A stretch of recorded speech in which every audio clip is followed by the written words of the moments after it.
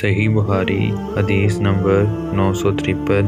حضرت انس بن مالک رضی اللہ تعالیٰ عنہ روایت کرتے ہیں کہ رسول اللہ صلی اللہ علیہ وآلہ وسلم عید الفطر کے دن جب تک چند کھجوریں نہ کھا لیتے عیدگاہ کی طرف نہ جاتے، اور آپ صلی اللہ علیہ وآلہ وسلم کھجوریں طاق عدد میں کھاتے تھے۔ صحیح بخاری حدیث نمبر 956۔ حضرت ابو سعید خدری رضی اللہ تعالیٰ عنہ روایت کرتے ہیں نبی کریم صلی اللہ علیہ وآلہ وسلم عید الفطر اور عید الاضحیٰ کے دن مدینہ کے باہر عیدگاہ تشریف لے جاتے تو سب سے پہلے آپ نماز پڑھتے۔ نماز سے فارغ ہو کر آپ صلی اللہ علیہ وآلہ وسلم لوگوں کے سامنے کھڑے ہوتے، تمام لوگ اپنی صفوں میں بیٹھے رہتے، آپ صلی اللہ علیہ وآلہ وسلم انہیں وعظ اور نصیحت فرماتے، اچھی باتوں کا حکم دیتے۔ اگر جہاد کے لیے لشکر بھیجنے کا ارادہ ہوتا تو اس کو الگ کرتے، کسی اور بات کا حکم دینا ہوتا تو حکم دیتے، اس کے بعد شہر واپس تشریف لاتے۔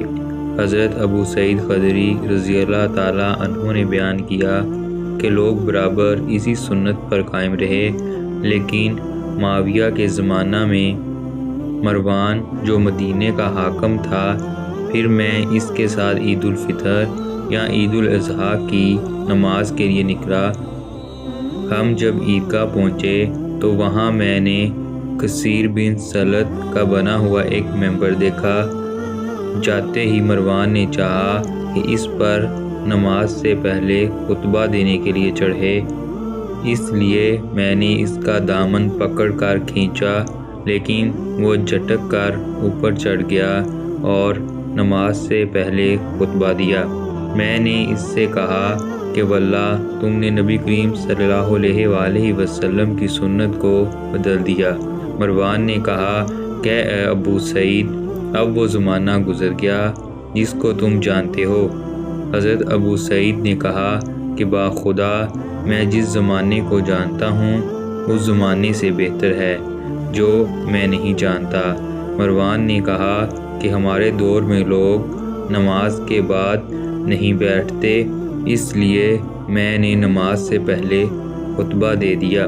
صحیح بخاری حدیث نمبر 1960۔ حضرت جابر بن عبداللہ رضی اللہ تعالیٰ عنہ نے بیان کیا کہ نہ تو عید الفطر میں اور نہ عید الاضحیٰ کے دن اذان دی جاتی تھی۔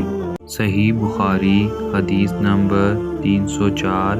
حضرت ابو سعید خدری رضی اللہ تعالیٰ عنہ رسول کریم صلی اللہ علیہ وآلہ وسلم عید الاضحیٰ یا عید الفطر میں عیدگاہ تشریف لے گئے۔ وہاں آپ عورتوں کے پاس سے گزرے اور فرمایا، اے عورتوں کی جماعت، صدقہ کرو، کیونکہ میں نے جہنم میں زیادہ تم ہی کو دیکھا ہے۔ انہوں نے کہا، یا رسول اللہ ایسا کیوں؟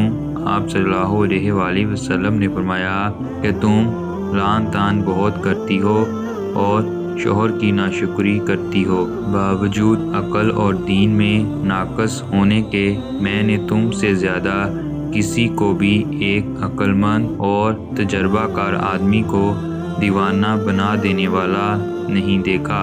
عورتوں نے عرض کی کہ ہمارے دین اور ہمارے عقل میں نقصان کیا ہے یا رسول اللہ؟ آپ صلی اللہ علیہ وآلہ وسلم نے فرمایا، کیا عورت کی گواہی مرد کی گواہی سے نصف نہیں ہے؟ انہوں نے کہا، جی ہے۔ آپ صلی اللہ علیہ وآلہ وسلم نے فرمایا، بس یہی اس کی عقل کا نقصان ہے۔ پھر آپ صلی اللہ علیہ وآلہ وسلم نے پوچھا، کیا ایسا نہیں ہے کہ جب عورت حائضہ ہو تو نہ نماز پڑھ سکتی ہے نہ روزہ رکھ سکتی ہے؟ عورتوں نے کہا، ایسا ہی ہے۔ آپ صلی اللہ علیہ وآلہ وسلم نے فرمایا کہ یہی اس کے دین کا نقصان ہے۔ صحیح بخاری حدیث نمبر 1197۔ حضرت ابو سعید خدری رضی اللہ تعالیٰ عنہ کو نبی صلی اللہ علیہ وآلہ وسلم سے 4 باتیں بیان کرتے ہوئے سنا جو مجھ کو بہت اچھی اور خوشگوار معلوم ہوئیں۔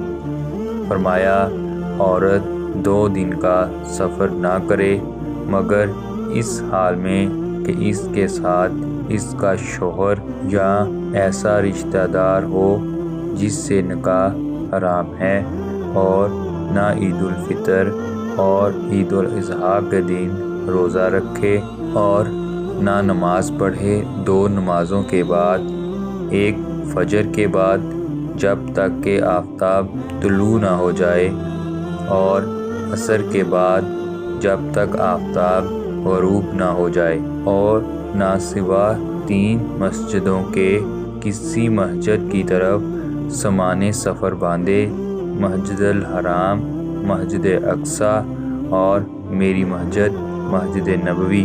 صحیح بخاری حدیث نمبر 1957۔ حضرت عبداللہ بن عمر رضی اللہ تعالیٰ عنہ روایت کرتے ہیں کہ رسول اللہ صلی اللہ علیہ وآلہ وسلم عید الاضحیٰ اور عید الفطر میں نماز پڑھتے تھے، پھر نماز کے بعد خطبہ کہتے تھے۔